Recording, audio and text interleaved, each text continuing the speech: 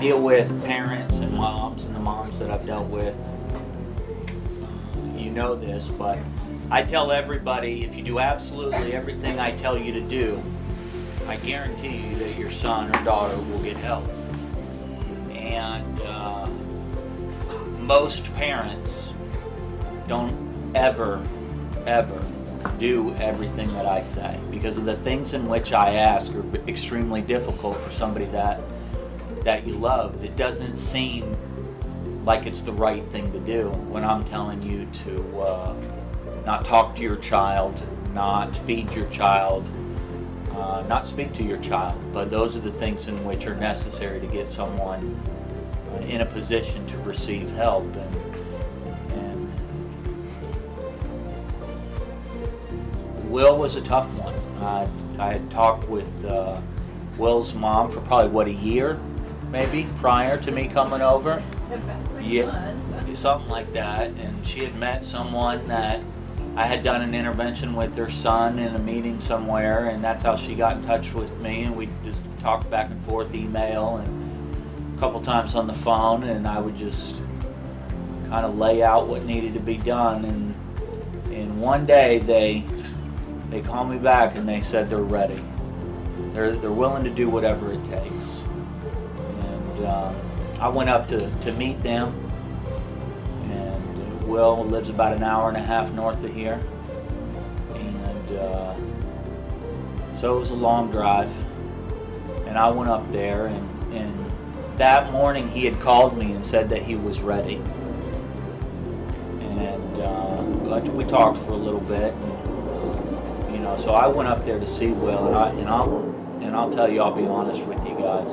I've done a lot of interventions, but that first impression, I can usually get an idea of health and opportunity, possibility, those types of things. And when I saw Will, I was scared. I was scared for him. I was scared for myself, because I didn't necessarily know that I had the ability to help this young man.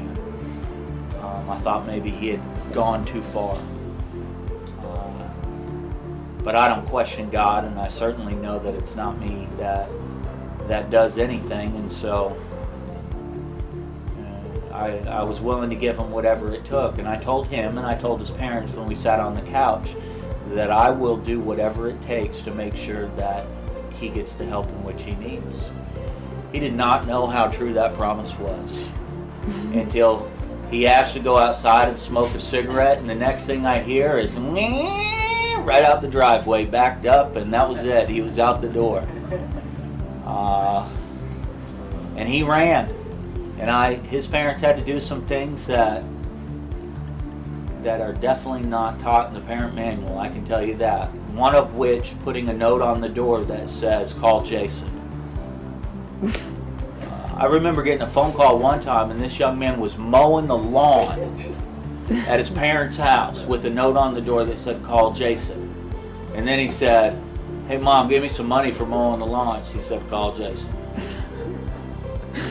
The long story of it is that no matter how far he ran, he couldn't outrun me. And he couldn't outrun the love of God. And God had a plan for him. And I told him I was willing to do whatever it took. And that's exactly what we did. And let me tell you something, what a life change. First of all, physically, unbelievable. Just I wish I had some before stuff for sure for you guys to see, but God's just transformed you from the inside out, and I could not be more proud of you, young man. I'm honored to call you my friend,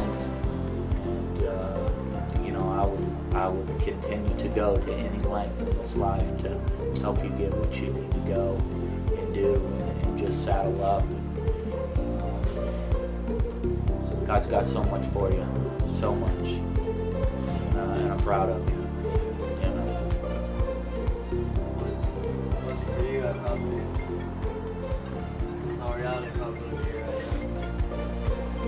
There's no problem with that.